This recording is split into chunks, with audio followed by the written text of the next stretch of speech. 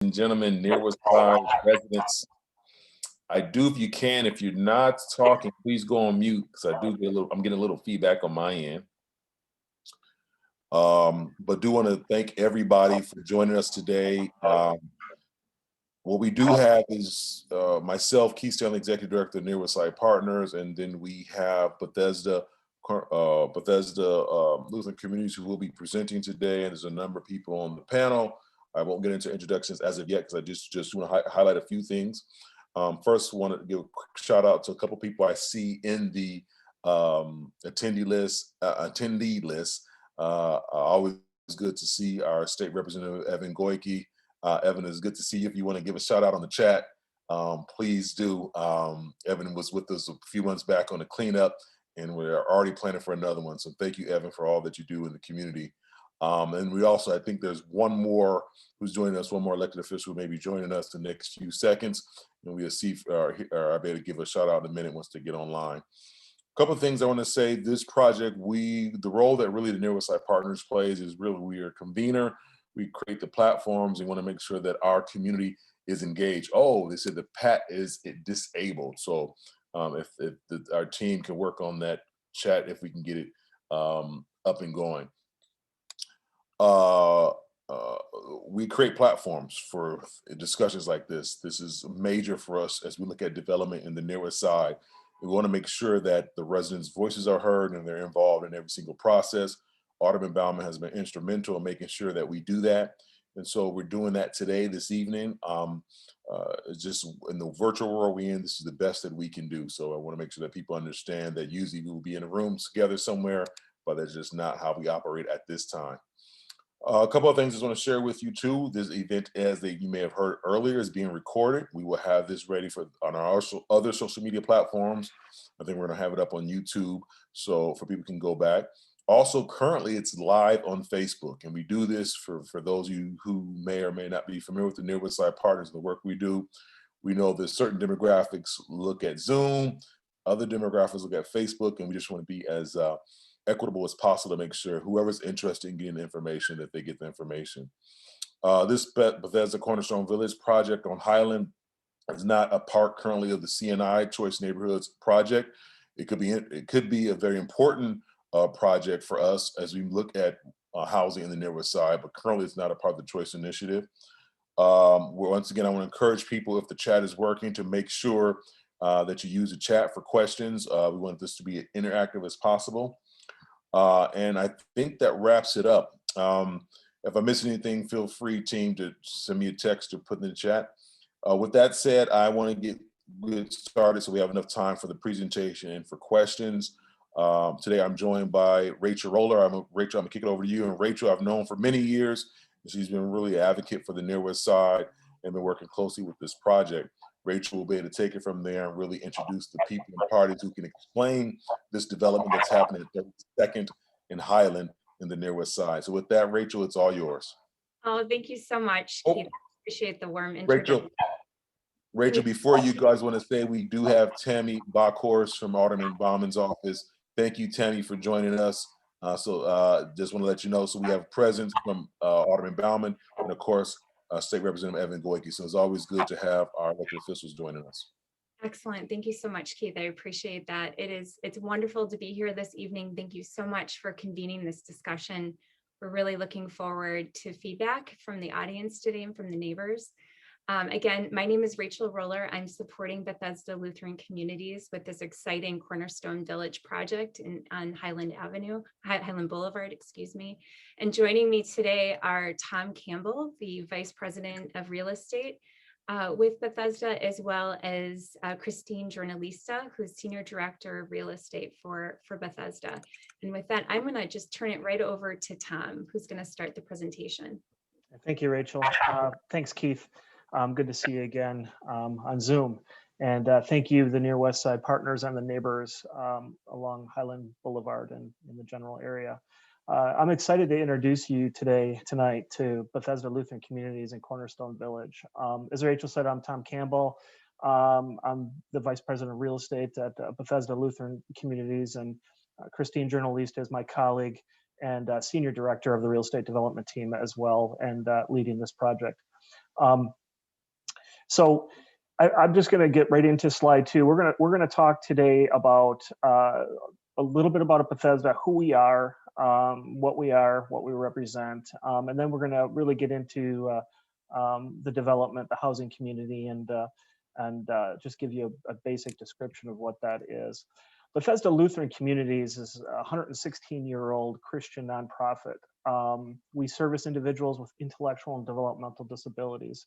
We're based in Watertown, Wisconsin, halfway between Milwaukee and Madison. Our mission is really based on Christian values, and it really is based on enhancing lives of people with intellectual and developmental disabilities through services, housing, and this development is a big part of that. Our values really are transparency. We want to collaborate. We're deeply committed to the long-term prosperity and vitality of the Near West Side, and you'll see that in our presentation. Bethesda Cornerstone Village is a subsidiary of Bethesda Lutheran Communities and is the lead developer and majority owner of the Bethesda Cornerstone Village Highland Boulevard proposed development. All of our Bethesda Cornerstone Village developments really are founded on 5 significant pillars. One is independence. Independence and integrated and inclusive housing communities.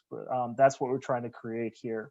The second is embracing consumer choice for supportive services. So the residents that reside within Cornerstone Villages have free choice. They don't have to select Bethesda as their support service provider. They can select anybody they want. The third pillar is affordable rents. Affordability is key. Many of the individuals with developmental disabilities can't afford to live in quality housing, and we're proposing a development here that provides quality housing, sustainable, yet to be affordable. And then we want to promote independence through physical design. That's our fourth key pillar is really core and ingredient to this development. The lastly is, and we think is more important, and Christine is going to talk a little bit more about this, and that's providing resident programming. And that really is the key to creating community, we feel. And we define community in multiple different ways, and in two basic ways. One is inward facing to the residents that reside within the housing community itself. But in addition to that, it's outward facing. It's the surrounding neighborhood.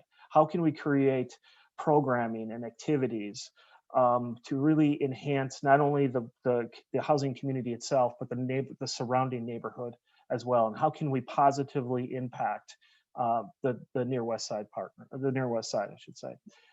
This will be the first of its kind, this development in the state of Wisconsin. I'm sitting in Minneapolis in our first development that we did. And then we just received occupancy late last year. This proposed development is going to be approximately a $17 million investment, and it's located at 3200 West Highland Boulevard. So it's proposed to be a 68 apartment homes, inclusive housing community for independent seniors age 55 years and older. That combined with adults with developmental disabilities. So we submitted to our application to WIDA, and we expect to hear if we receive approval for this development by WIDA in April or May. So with that said, I'm going to pass it to Christine, who now is going to really touch base and give you a little more details about the need and this housing community itself. Christine? Classic, I was on mute. All right, so about the need. The United States is on the brink of a residential crisis for persons with IDD. People with disabilities are living longer today, and the upcoming generation is also expecting to be part of the community as opposed to living in an institutional setting. In Wisconsin, there are over 145,000 adults ages between 18 to 64 that have a cognitive disability. In Milwaukee County, there are 40,000 individuals. Nationally, 75% of adults with intellectual and developmental disabilities still live at home with their aging parents. And many persons with disabilities are at risk of becoming homeless if their parents pass away or their caregiver is no longer able to take care of them. Many of these individuals are highly functional and able to live independently if an independent housing solution existed. There's been a lack of a strong public role in creating inclusive housing options, and that has also led to greater inequity for people of color. What we've seen is that parents and advocates with means have led grassroots efforts to secure solutions for their family members with IDD. These are parents with time, financial resources, and social networks to pursue these specialized developments. They tend to be white, have higher incomes, and prefer suburban locations, which creates greater inequity for others. These separate efforts have exacerbated the disparities that people of color with IDD already experience in receiving diagnoses, accessing appropriate services, and other housing options. At the same time, we acknowledge and we see that there's a shortage of affordable, safe, and independent housing options for low-income and vulnerable older adults in Milwaukee. In response, Bethesda Cornerstone Village is, this is why Bethesda is creating Cornerstone Village. First, we're really trying to achieve a sense of community. We aim to provide an entirely new living option for existing residents of the Near West Side. When we talk about being an intentional housing community, it's not only about providing high quality physical space, but also programming that allows that community life to happen. So we tried to be thoughtful about resident life activities. We intend to have a resident life coordinator on staff to host events and classes that appeal to the personality of the community, including fitness classes, coffee hours, book clubs, and faith groups. It really will depend on who lives in the building and what neighbors as well are interested in seeing that for the programming that will incorporate the neighborhood. But the idea is to build natural social networks with one another and really have a sense of identity for the building. So, and next is that we really want to encourage livability through a mix of uses. We have quite a bit of communal space on the ground floor, as I'll point out later, and also outdoor space that's facing Highland Boulevard. We are also partnering with Milwaukee Center for Independence. They will be operating a satellite program within a community space on the ground floor. They will be providing services such as in-home care service and navigation services, both to our residents and to those in the surrounding neighborhood that are interested. As Tom mentioned, one of our core values is that people should be able to choose who their service providers are. And we know that some people will need services to help them with activities of daily living, find employment, maintain employment. But we think it's important to keep the housing provision, the landlord role separate from someone who's providing those types of services. So as a result, this residential community will not be a licensed community, and that's an important element to point out. Each resident will have an individual lease, which would be a year long, typically, no less than 1 year. And participation in any type of services, whether it's the resident life programming or some other supportive service, is not a condition of their residency. So again, people will be able to select their own service provider. And we believe this is the way that we're able to achieve person-centered care. People shouldn't lose their housing if they're no longer happy with their service provision. Of course, we understand that not all service providers are created equal, and also needs change over time. And so Bethesda and Milwaukee Center for Independence, working with our referral partners, will make sure residents are connected to the right supports. We also aim to be a solution for the diverse needs of the Near West Side. We're hoping, our aim is to serve adults with intellectual and developmental disabilities that already live on the Near West Side. And by creating Cornerstone Village at this location, we're attempting to respond to the racial inequities that are embedded in our disability systems. And we're really trying to create a stable, inclusive community for and in the racially and ethnically diverse Near West Side.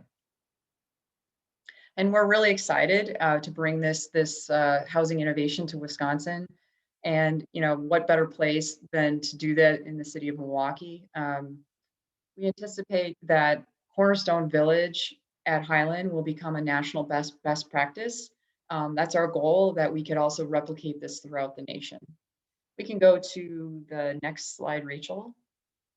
So here is an early conceptual rendering. We're working with Quorum Architects, which, as some of you may know, has their offices immediately next door to the site. The purpose here is to give you an overall sense of how the building sits on the site. There are a lot of design details that we'll be working through in the future and seeking feedback on. This is just basically to give you a sense of the building form. The site is currently used as the Aurora Family Service Building. And the building that we are proposing is new construction. So we'll be tearing down the existing building and replacing it with a 5-story T-shaped building. And as was mentioned before, will be a total of 68 apartment homes, which are going to be a combination of 1- and 2-bedroom units. We know that there is a great historic character to this neighborhood, including the historic Pabst mansions that are to the east of us. And then we also have the 4-story long-term care facility to the west of us. We aim to respect the historic character of the boulevard. And in doing this, some of the things we've done to try to achieve this is having the bulk of the building, most of the mass of the building, set back from Highland Boulevard toward the alley. We are also developing a plan for the front facade that's closest to Highland Boulevard that takes into account the grandness of existing developments in the neighborhood. In fact, when we had an early meeting with Alderman Bauman, that was one of his comments, that we needed to make sure that we had a really strong presence, a grand entrance that faced Highland Boulevard. Finally, if you notice, the 5th floor is not a complete 5th floor. We stepped back the building on one of the wings so that it's only 4 stories. And I think that was a compromise we made early in the design to try to provide some height relief to the neighboring mansion. I should just point out, the next door building is currently 4 stories, and the current Aurora Family Service building is 5 stories. So we're trying to kind of keep within the existing height. And then you might also notice that we have maintained the access off street. There's the 2 driveways that exist, and that we'll be utilizing those same curb cuts for access to 2 smaller surface parking lots, as well as parking that is on the 1st floor of the building. Rachel, you can go to the next slide. So this is a 1st floor plan or a site plan view of like if you were flying right over at the top of the site. This is hopefully will convey how we're thoughtfully designing indoor and outdoor community space. There is as I mentioned, MCFI is going to be co-locating with us here in this bright yellow space here. It's approximately 1,100 square feet. We'll also have on-site management offices, and then approximately 4,200 square feet of indoor amenity space. That will include a multi-purpose community room in this location, along with a catering style kitchen or event party kitchen. Immediately outside of that is an outdoor patio. And so, in the warmer months, we really see an opportunity for, indoor-outdoor event. We also have a fitness center, which will be set aside primarily for our residents, but there might be some additional opportunities for fitness classes for our neighbors. And then on some other, at this location and also on another floor, as you'll see, we have some smaller activity rooms that may be for crafts or small meetings. we've tried to incorporate as much usable green space on the site as possible. We know that is something that's lacking with a lot of the older multifamily buildings that are in the area. This is sort of an initial concept that it includes a community garden, shuffleboard, and a walking path that winds through the green space. But we're open. We really want to hear from the neighbors on what they think would be the best use for this green space. Would it be for, vegetable gardening, outdoor exercise classes? What priorities would you want us to help address? Design can go a long way to supporting independence. And so we've got other building features include electronic access to the building through basically the fobs or key card system. We'll have a robust security camera system as well, and on the outside and inside. We haven't designed it yet, but it's something that we know we'll be incorporating. And then finally, we really are going to be serious about universal design elements, not just going for the minimum accessibility requirements, but trying to be thoughtful so that people with varying physical and visual and hearing abilities are able to navigate and use the space. We're providing, and this is shown on the site plan previously, 57 parking spaces. There are 3 areas that we're providing that parking. One, Rachel, if you wouldn't mind just going back to the other slide. One is a surface lot on the west, which is primarily for the community service facility. Then we also have a surface lot on the east, and then 27 covered parking spaces for residents, and that's on the first floor of the building, and basically will not be recognized as parking unless you're inside the building. We can go to slide 6. I think we stopped doing a screen share here, but sorry, I had you go backward, and of course we have to have the little technical difficulty here, right? What Rachel was showing you before, thanks Rachel, was the view of the second, third, and fourth floor layouts. They're pretty much identical. These are where all the residential units will be, have laundry facilities and some resident storage, but these are where the apartments are. If you want to, I'm sorry, we should also mention that the 1 bedrooms are average 700 square feet, and the 2 bedrooms are 950 square feet on average. We want to incorporate smart home technology, which is going to include smart thermostats and smart locks. This really helps with independence and sense of security, dishwasher, central air conditioning, and high quality finishes, so that this doesn't feel like quote unquote affordable housing. The 5th floor, we have more units, also a club room, which you can see here, a large lounge. And then we're also contemplating adding a rooftop patio here on the space that isn't built out for units. We can go to the next slide, Rachel. So this is a table that breaks down the different incomes and ability levels that we intend to target for our residents. 45 apartments will be affordable for adults ages 55 and older, which is about 2/3 of the total units. We'll have 6 market rate units for adults over 55, and that's about 9% of the units. And then we have a permanent supportive housing set aside of 17 units. And so this is 1/4 of the total units. So of these 17 units, there are 2 different target groups. The first is seniors ages 55 and older, and there's 7 of these who will be referred from the Milwaukee County Housing Division. And these are individuals that have experienced homelessness at some time in the recent history or recent past. Then we'll have 10 units or apartments that are reserved for people with intellectual and developmental disabilities. This subset of units will be for people that are 18 and older, so not seniors, and they must be considered at risk of becoming homeless. Our goal, again, is to serve adults with IDD who already reside on the Near West Side. All supportive units, all 17 of these supportive units will have rental assistance, which means residents will pay no more than 30% of their income toward rent.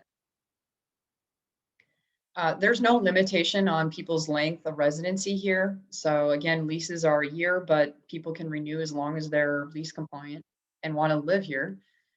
And because we're not a licensed facility, we're not going to be screening for medical needs. Having said that, though, we know that we need to be thoughtful about our referral and screening process with our partners at Milwaukee County. We want to make sure that we're setting up residents and, quite frankly, the entire residential community for success. For the 7 apartments targeted at homeless seniors, we've had preliminary conversations with Milwaukee County about making Cornerstone Village a part of their Next Step program.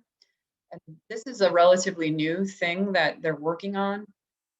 This would refer people who have previously experienced homelessness and are now ready to move from 100% supportive housing environment to kind of the next step, the next stage of their independence. These folks are stable and looking to live in a more mixed environment. So we can go to the next slide that talks a little bit about affordability. A lot of times when us affordable housing folks give presentations, we talk, in a lot of cryptic language about CMI, county, percent of county median income, and people's eyes glaze over, I'm sure. Really, county median income is the basis for determining whether someone qualifies for affordable housing. So when we talk about 30%, that just means someone is making only 30% of the county median income. And this is adjusted based on household size. So the smaller a household, 1 person versus 4 person, you would have a smaller income limit. This also means that we're going to have a limitation on how much not only how much a person can earn to qualify, but how much us as a landlord is able to charge for rent. At Highland, we're proposing several income levels ranging from 30% all the way up to market rate. Just as an example, we have a single senior renting a 1-bedroom at the 50% county median income level would pay around $762 a month, and they would have to make less than $29,350 a year. Or a couple that is living in a 2-bedroom unit in a 60% AMI unit would pay $1,075 a month, and they would have to make less than $40,260 a year. These numbers will change every year, but it should give you a good sense of the levels of incomes that we're hoping to serve. And as Tom mentioned, this project is really dependent on receiving WHEDA tax credits. WHEDA is the Wisconsin Housing and Economic Development Authority. The process is very competitive. We applied in December, and we're hoping to receive an award and begin really advancing the project later this spring.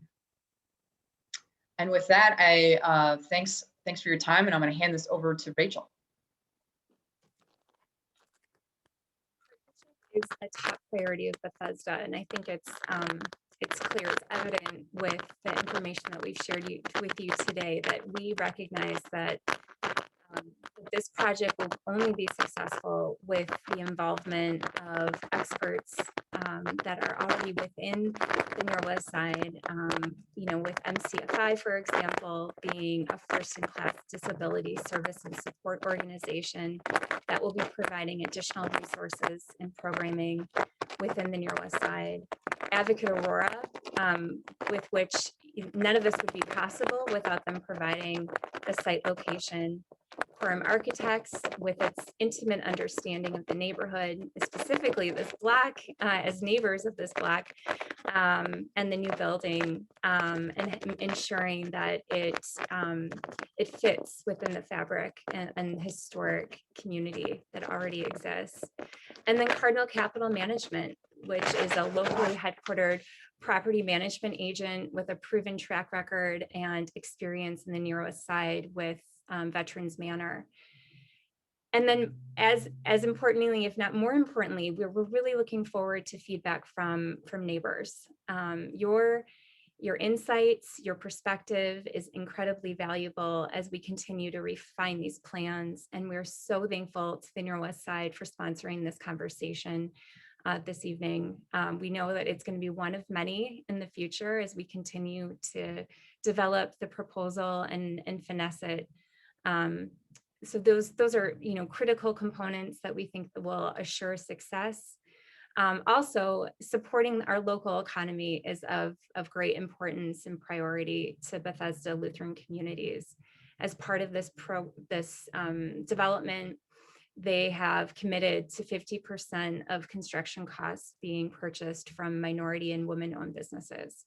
So that is also a very important component of this project. Bethesda is looking forward to being a long-term committed partner to this neighborhood. One of the reasons that we're pursuing the Highland development is due to the spirit of collaboration that already exists in this neighborhood, which all of you are leading through the Near West Side. The neighborhood's values attracted Bethesda to the plant its roots in the community. So they're very interested in being not only within the neighborhood, but active participants and contributors to this great work. And again, feedback from all of you participating in tonight's webinar is critically important, and it's going to ensure that this investment will have a meaningful impact in the community. We're excited to realize our plans and also become an active contributor. In the meantime, we want to hear from you. I understand that there are a number of questions in the chat box that we're going to get to. We also have some questions for you as neighbors.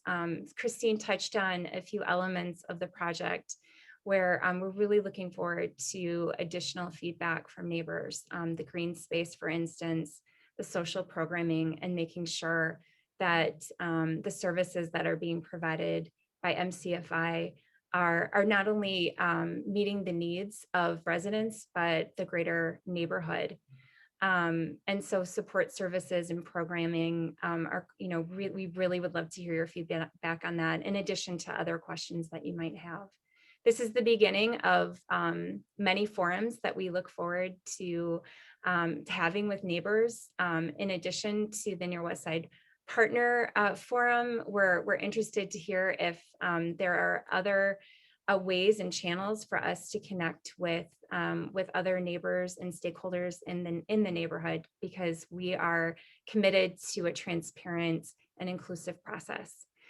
So with that, we'll answer questions, and if anyone is unable to provide feedback tonight, we also have a contact email that we would encourage you to use to continue to provide feedback as we await a final decision from WIDA. And with that, I think, Keith, you were going to kick off the Q&A section. Yes, I am. First of all, I want to say thank you to everybody, that's all the residents that are involved. We got a number of different questions, and our Facebook page is blowing up, our Zoom is blowing up. So it's great to have so many people engaged and on a beautiful Thursday night. So we're going to get started. I'm going to ask Rachel and the team, Bethesda team, if you can, because we have a number of questions coming from different platforms, that if we can be as brief and as concise as possible. And I would just share, if your question wasn't fully answered, you definitely can connect with Bethesda's team directly, and we make sure you get that information. So I'm gonna start off with the questions coming from Paul and just kind of run through those questions. Thank you, Paul. Question number one, the data shows a need for Wisconsin. Why is the Near West Side an appropriate place for this development? Highland Boulevard is highly oversaturated with apartment buildings. Let's kick it off. Bethesda team, anyone want to tackle that?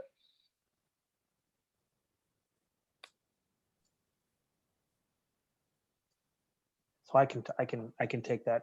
I can take that that question. So thank you very much for that for the question. And so there is, from a developmental disability perspective, there is a need, and unfortunately there's not really granular statistics. So we look at basically population and density of population and the percentages of developmental disability. So from that from that information, we can derive that there is an absolute need for this type of housing for the developmentally disabled. So that is that's a piece of it. In terms of the affordability component of it as well, we also know that there is a need for quality housing in the near west side that is affordable. So. Okay, moving on to the next question, keeping this thing moving. As a resident raising a family, will you be screening for sex offenders? Yes, absolutely. Okay. Can you, next question, can you, here it is. Can you confirm the youngest resident is 55? There will be 10 units in the development that will be set aside for persons with developmental disabilities that could be under age 55. Okay. Will the 10 units set aside for 18 plus also have a year lease? Yes. Can you expand on types of programming proposed for Cornerstone Village as well as local area residents? Yeah, so we're at the concept stage, but I can give some examples in terms of what we could do, right? So neighborhood outreach, it could be volunteering from residents that can, pass out things during Easter, during Christmas, etc. So that from a volunteer perspective, inward facing, we will have yoga classes for the persons with developmental disabilities and the people without disabilities to integrate. We will partner with Hope Lutheran, for example, down the road to bring in some Bible studies, and that would be outward facing for the surrounding neighborhood. But really, Keith, we're looking for feedback from the neighbors in terms of what we can create. We're creating common space, a community center within the housing community itself, and then we're also creating some exterior space as well, some green space. And so we really want to get the neighborhood feedback in terms of how we can integrate. So we don't have all the answers yet, and we're really looking for feedback from the neighbors. I'm gonna take one question off of Facebook. Will the community facility room be available for community meetings? Yes, absolutely. Let's see here. I think I asked that one already. Is there any federal funding being used or expected to be used? That's a good question. It's an interesting question. So there's low-income housing tax credits, which is a federal program. But the tax credits, the equity that is brought in from those tax credits are private funds. So it's kind of quasi. And then Christine, I'll pass that question to you in terms of, are there any other federal funding within the sources of the development? Yeah, that's a good question. Once we receive an award from WIDA of the tax credits, would apply to the city of Milwaukee, which administers the home program, which is a federal resource. And then we could potentially also apply to WIDA for HUD Section 811 rental assistance for the units that are the 10 units for adults with IDD, which obviously that's a federal resource. These developments require, because of the deep affordability, require us to go to the federal, state, county, and city levels frequently and also the private philanthropic community to get them built and operated efficiently. Thank you. I appreciate that. Can you expand upon types of programming proposed for Cornerstone Village as well as local area residents? Sure. So the programming that Bethesda Cornerstone Village, our staff member, will offer is really focused on creating a community life. So we can give you some examples of what this would be, but it needs to really be informed by the people, the interests of the people who end up living there. But some examples from our development in Victoria, the things that we're trying to do even during COVID, we've got a book club. people are reading the Bridgerton series books. And it's not just the people with disabilities, it's the seniors and the younger people. We've got our resident life director doing cooking classes on a live feed. I believe it's on YouTube. And hopefully people are cooking along. We think that health and wellness is a really key component. So we're hoping to we could have walking clubs. That's something that's going to be starting at Victoria when the weather improves. I see that as a real opportunity here at Highland as well. So not only our residents meeting outside at a certain time, but other neighbors stopping by and like make us a loop at a certain time every week to get to know one another.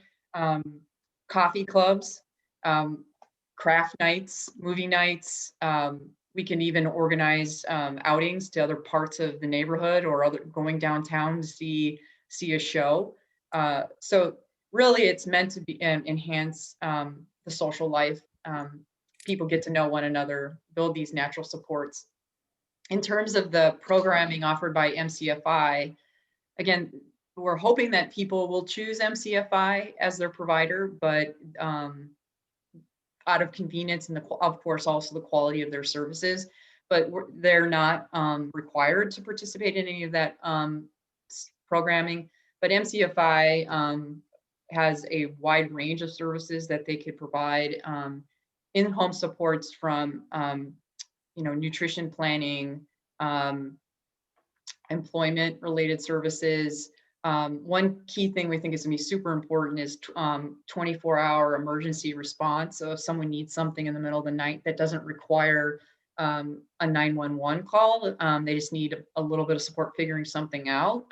That is something that MCFI will be able to offer. And navigation services is another key service where, benefit systems are really complicated and require almost like a master's degree to figure out. And so they would help our residents access services that are available to them in the community from other providers, whether it's the county or other nonprofits. Is there any follow-up question on that? Not this time, but we do have plenty more to go. Okay.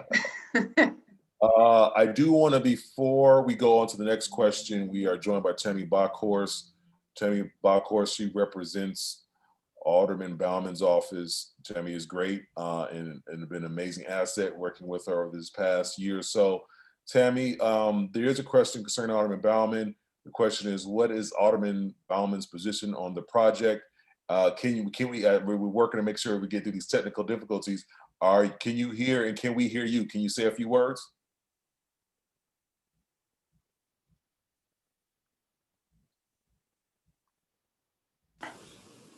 There we go. There we go. Okay. I don't know if you can see me or not, or hear me. We can't see you, but we can hear you. Tammy, thank you for joining us tonight. I don't know if you heard me, but there's a question around Alderman Bauman's position on the project. Did you want to give any words from Alderman Bauman's office? And thank Sure. You for joining First of all, I wanted to thank everyone for coming here tonight because we have had a lot of inquiries in the office. And I know that you're doing a variety of these series, and it's important as I've been listening and looking at the questions and stuff. And I look forward to hearing more of the questions. But we have met the team and asked numerous questions, of course, to ensure that the needs of the community are met. These are paramount as far as we're concerned, and we will continue to evaluate the process. We were pretty satisfied overall with a lot of the answers that we received thus far. But of course, there's much more to go, and the community input is, again, will help drive our decision-making process. I know that sounds vague, but this is still kind of early in the process, and this piece was essential, and the subsequent community outreach that you guys have. So I hope that's the best answer I am able to give at this time. Tammy, thank you. I really appreciate it. Thank you. Oh, Keith, I'm sorry. Go ahead. And I would encourage anyone who is either not satisfied with the answer or would like to discuss this more to contact the office. I can put my contact information in the chat if that's the best place, or I can tell everyone my phone number is 286-2886, and I'll go ahead and put my email in the chat as well. Thank you, Tammy. Thank you, Keith. We're going to move on because we got the more questions are coming and we want to make sure we end on time. I'm going to go right over to Facebook though. A question from one of our residents: how will you focus on residents who already live on the Near West Side?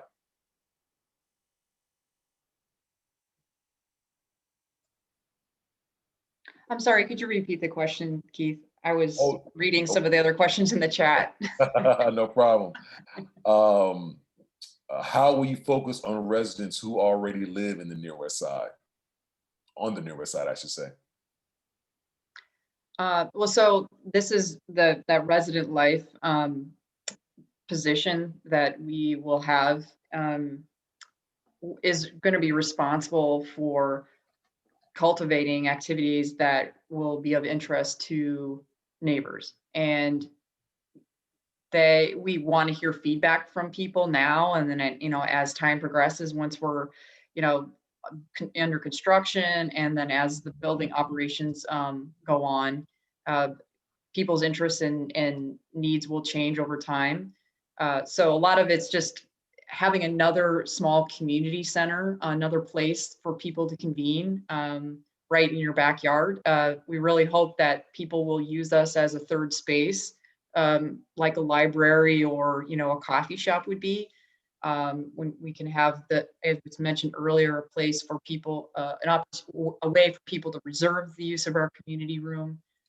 And then to the extent that there are people in the neighborhood that have disabilities or that have some functional limitations because of age or whatever, that they will have, really easy access to getting those services from MCFI at our building. We've had some preliminary conversations with a number of neighborhood institutions about ways that we could partner with them moving forward. So, there might be opportunities for us to continue, for example, the backpack drive that Aurora Family Services has run, every summer right before school starts. And as Tom mentioned, because we are a faith-based organization, we really want to be able to pull in resources and relationships from the faith community in the Near West Side. Yeah, I'd also just jump in there, Christine, as well, in terms of, should the Near West Side be successful in the CNI initiative, right, Keith, in terms of College Court and the ability of having a senior housing that can accommodate residents from College Court, should that go forward? No problem. Thank you for that. And I'm not for sure. I believe we asked this already, but I just want to verify. Barb, can you expand on the type of programming proposed for Cornerstone Village as well as local residents? Did we ask that question already? Yeah, twice. That's a really important question. And I think Christine did a much better job than I did answering that question. But I do want to reiterate that we don't have this is kind of conceptual at this point. So we don't have all the detailed answers other than we know what Christine kind of laid out, what we've done in our previous development here in Minneapolis, and that we'd like to carry forward. But I really feel, and it's important really to meet the community needs and the neighborhood needs. And we're starting with this session right here. And the fact that this question was asked 3 times is encouraging to me and us. Because it's exciting, because I look at this as almost a palette and how we can meet the neighborhood needs and what we can do. So, like, for example, opening up the community center for community meetings, etc. So I'm excited to really answer that question as we progress forward and get the neighborhood feedback. No problem. I'm gonna go one more from our Zoom and then go over to Facebook, and I'm looking at multiple screens, so please forgive me about my eyes as they move around. I'm curious about how services will be made available to the surrounding neighborhood, kind of similar to what we heard already. I am wondering if the facility will be available to the neighborhood for gatherings or meetings as the present Aurora facility is now. Somewhat kind of addressed, but do you want to add to that?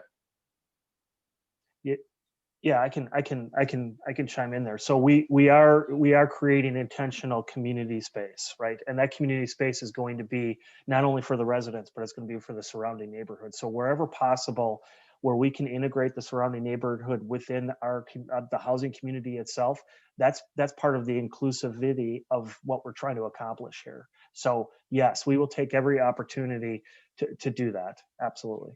From Facebook, why not use an already vacant lot rather than tear down and build?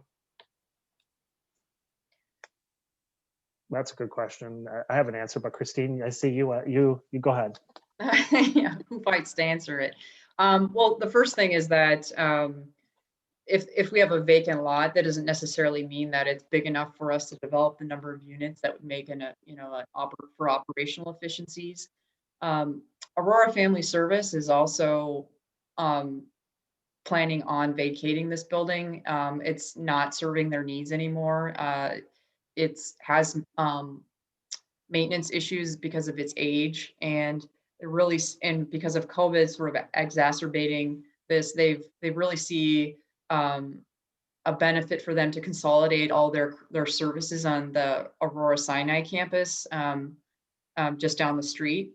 So if we don't acquire this building, Aurora, Advocate Aurora intends on moving their behavioral health services and other programming that are located in this building to their main campus. So it will become a vacant building, and hopefully, if not for us, redeveloping it. It's also, if those of you who have been inside, it's kind of a quirky building. It's built like a bunker, but there's not a lot of great lighting and not the best office space. So it has probably limited marketability for other users. Questions from email. There are actually two questions, and I'm gonna try to run through them quickly. Residents of Cold Spring Park have long opposed introduction of new group homes and/or residential care facilities. Will you explain how this proposal differs from congregate care facilities? And residents have similarly opposed residential facilities isolated from surrounding neighborhood. While you provide amenities and activities for the housing community, how do you make the residents part of the neighboring Concord? How do you make residents part the neighboring Concordia and Cold Spring Park neighborhoods? I think I get that. I think I got that question right, but if you want me to repeat it, I can. So, not being aware of all the other congregate care facilities that have been proposed on the Near West Side, I can only kind of imagine what the nature of those were. But I think a key component is that, and might be also responding to another question that was in the chat on Zoom. Why are we focused so much on disability when only 10 out of the 68 are people with disabilities? And that for us is by design. We really are trying to create a very diverse community, and our intention is not to create an institutional congregate care setting. So while people may need services and are hopefully going to benefit from MCFI's support or other providers' support, the core piece of what we're doing here is providing space and programming to create a sense of community. Now, in terms of making sure that our residents feel a part about the broader neighborhood, that's as much an art as a science. It's as much of us creating opportunities for our residents to interact with their neighbors, and that kind of it goes to what Tom was talking about, our outward-facing programming. But it also is, quite frankly, incumbent on our neighbors to want to have a relationship with our residents. It goes both ways, right? And some people don't want to know their neighbors, which is okay. But I think, we can set the stage as much as possible through our programming to encourage people to feel like we're part of the community and not just an island within Highland Boulevard. That is actually a criticism that we see of group homes, where even though they're not, large institutional facilities, they're a segregated facility within a single family home neighborhood, and there's not a lot of interaction. And so we're really trying to break that mold or break that pattern through our programming. Real quick question here. How many residents will occupy the proposed building? Well, so a minimum of 68. And then if you look at the number of 2 bedrooms, I'm just kind of winging this here because we haven't actually done a calculation, but it'd probably be between 68 and 90 residents if you have multiple people living in a 2-bedroom unit. A question from Facebook. Are you open to making it multi-generational community, including children in Cold Spring Park? So we are setting this up to be a senior community, and we really don't think the unit sizes would fit larger families. So that's sort of not part of our program design here. We did at one point have some design concepts that Quorum put together that contemplated having 3-bedroom units and it being a family development. But we realized we were trying to squeeze too much onto the site. So we thought a senior development here would be a good companion. And also at the time we were thinking we were going to be a direct, in the early stages thought we'd be directly receiving people from College Court. People still can choose to relocate to our development as well. But that was the other thinking, is if we have senior services at the new College Court and also here, that there would be a lot of synergy between the two. Okay, trying to keep this train going as they come in. Question from Zoom. I'm open to this effort providing net positive value to our neighborhood, but I'm curious about why Aurora is discontinuing its work at this site. I remember when the site was Lutheran Social Services. I've always appreciated the good services and also felt that the building was not very attractive. It stops. Attractive addition. Yeah, and then they're just apologizing about their ID. But thank you, Julie. Any thoughts to that? So it kind of goes back to what I was talking about before. Aurora Family Service wants to continue all the programming that they currently offer at this location, but they're going to be consolidating it at the Aurora Sinai campus. And it really has to do with the cost of operating at that location. So from what I understand, and I can't really speak for Advocate Aurora, but in the conversations we've had with them, they are really committed to the Near West Side. And one of the reasons why they're donating the property to us is because they want to see, a positive reuse of the site. I'm going over to Facebook. Thanks, Jim, on Facebook. Are these rents similar to College Court and Hackham rents?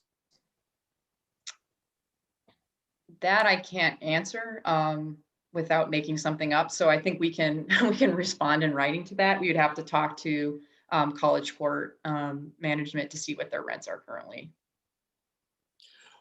What from Zoom? What other developments that you operate mix seniors, homeless, and disabled populations?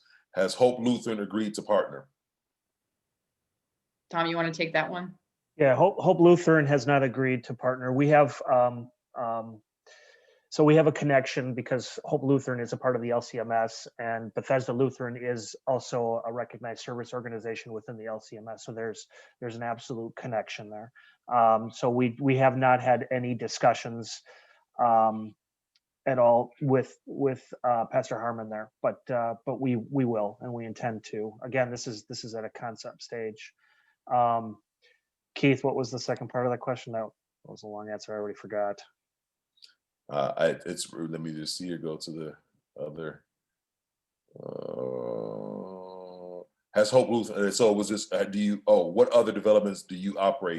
Seniors, homeless, and disabled. Yeah. So Cornerstone Village is Cornerstone Village. We're the majority owner and the lead developer here, and we have. As an organization, we've done our very first Cornerstone Village in the Minneapolis, where it's a senior housing development that combines persons with developmental disabilities, up to 20%, that are under age 55. There is no homeless component within this development. So this is this. So while this is our as a lead developer, our first, we're smart enough to know that we need to partner with critical organizations such as MCFI and Cardinal Capital, who has multiple developments, multiple years, many years of experience. And in Cardinal Cardinal Capital's case is managed multiple properties that have that homeless component to it. And we're going to be leveraging that experience across the board. Christine, I don't know if you want to add to that in terms of our referral sources, et cetera, as well, but no. Okay. I want to go to Facebook quickly. There's two questions I want to ask on Facebook. Thanks, Jim, and thanks, Alex. Alex, is good seeing you. I love Riverside and the residents. I've known many of them for many, many years, and they're just great people. First question from Jim: will this project generate jobs for neighborhood residents during and after construction? It's our hope to do it during construction for sure, right? It's definitely in our mission to provide MWBE participation. We will do that regardless. And in terms of in terms of employment, this housing community, from the management perspective, it will not have a lot of employment opportunities, but we will absolutely. So we have a resident life coordinator, right? And it would make a lot of sense to hire that resident life coordinator that's familiar with the Near West Side and can connect with the area organizations and the neighborhood. So that is something that for sure we'll be doing. Ladies and gentlemen, we're probably going to give about 10 more minutes, and we're thinking if we can work with Rachel and the Bethesda Lutheran communities, we will then schedule another one because we're getting actually more questions in from both platforms. I don't think we're going to be able to answer all of them, but we're going to get through for the next 10 minutes, and then we'll work with everyone to say that what we're going to schedule our next listening session. But this is absolutely great. From Alex, on Facebook, was the project approved or brought to attention of the Milwaukee Historic Preservation Commission? So was there any HBC involvement in this? No. Was there a reason to? Was this a historically designated building or? No, I don't think it is. It is not on the historic register. It's not a designated building. Okay. Expand your intent for on-site management, special expertise of the staff, what hours will management be on site? Also, what other, if any, security measures beyond cameras will be on site? Thanks, Sally. Yeah, that's a good question. So, so they're definitely going to be intensive programming. Operationally, we feel the key to success of a development is how you operate it. Cardinal Capital is going to be the actual property management team that'll be in place in terms of staffing and how that is going to work. That we're at the concept stage, and we don't have those defined answers yet, but we will, and that absolutely is going to be a part of it. One thing I do want to say is, as a faith-based nonprofit, we are having this resident life coordinator, which is above and beyond these types of developments. So the staffing on this will be, not typical. It'll be higher than you would typically expect with a housing community like this. So that's one thing I can say. How that's exactly going to look, we just don't know yet.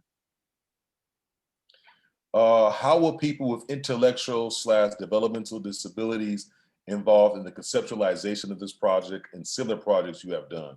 Do you have an advisory group of people with disabilities or caregivers who give feedback? Yeah, that's a great question. That's a great question. I love that question. One of the best of the evening. We have. We do. We've actually when this concept was born.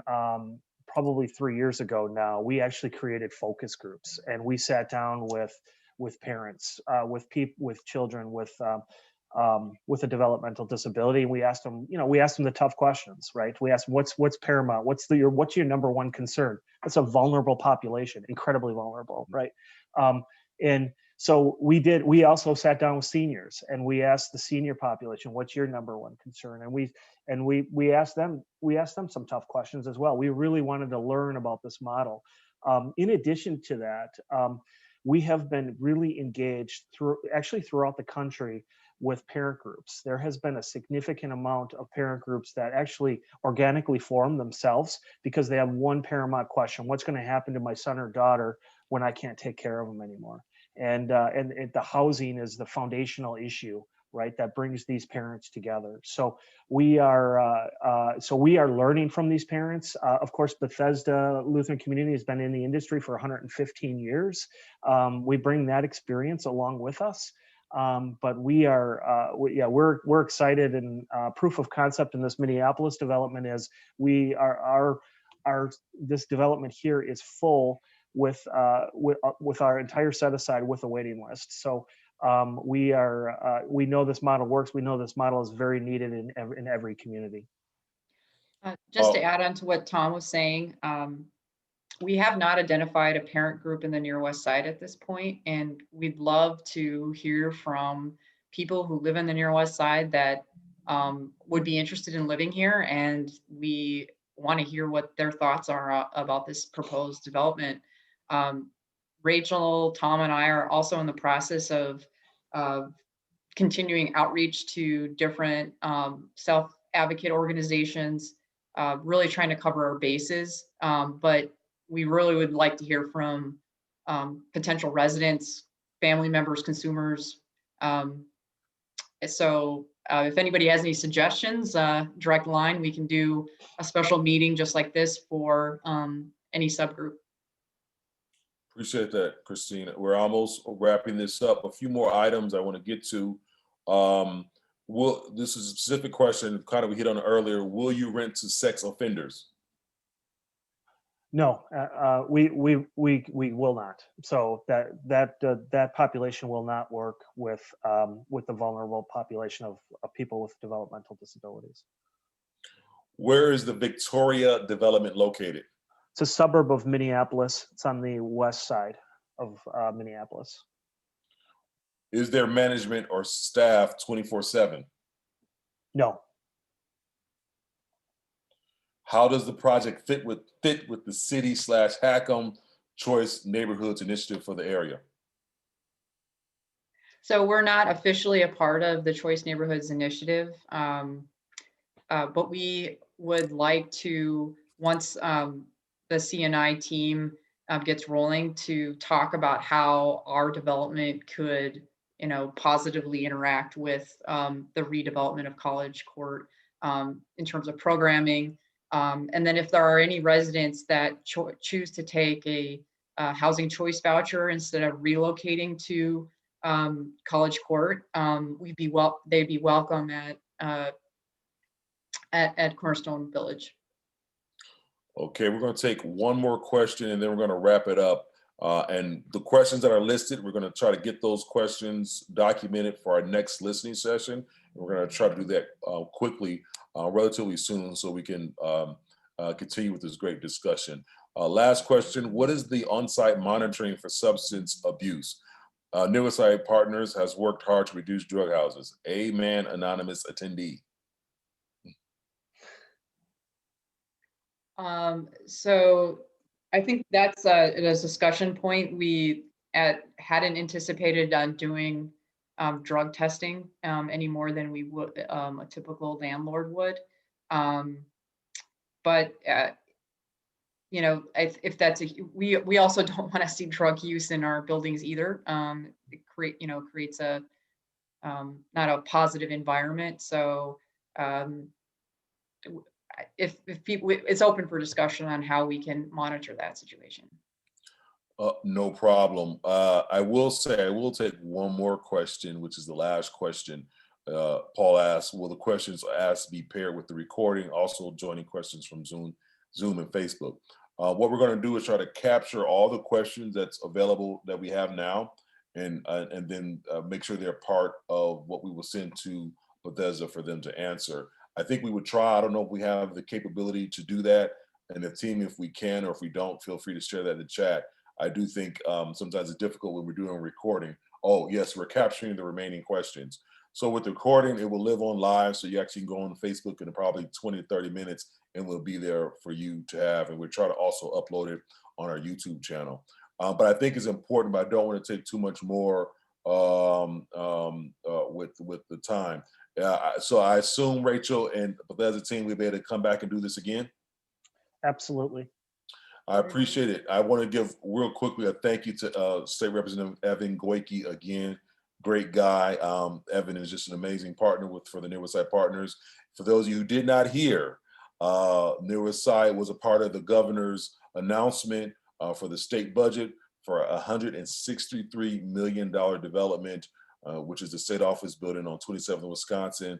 We're still a lot of work to be done before we dig the shovel in the ground, but Ottoman, Bauman, Evan Goyke have been amazing and with partners for making this happen. I also want to give a shout out for Tammy for joining us. Very valuable to have local Alderman Robert Bauman join us for this discussion. So we'll do our best to capture this discussion tonight, capture the questions, and we'll let everyone know when we meet again. With that said, I will hang up so you can enjoy this rest of this beautiful night.